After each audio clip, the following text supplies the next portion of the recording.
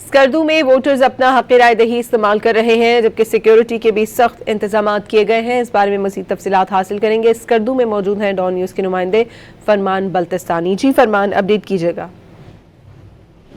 GBA7 Skardu 1 में मौजूद हूँ।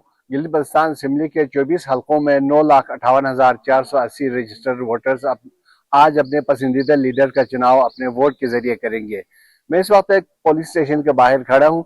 पोलिंग का अमल शुरू हो चुका है। लोग जोश और खरोश के साथ पोलिंग के अमल में हिस्सा ले रहे हैं। ये अमल शाम 5 बजे तक जारी रहेगा।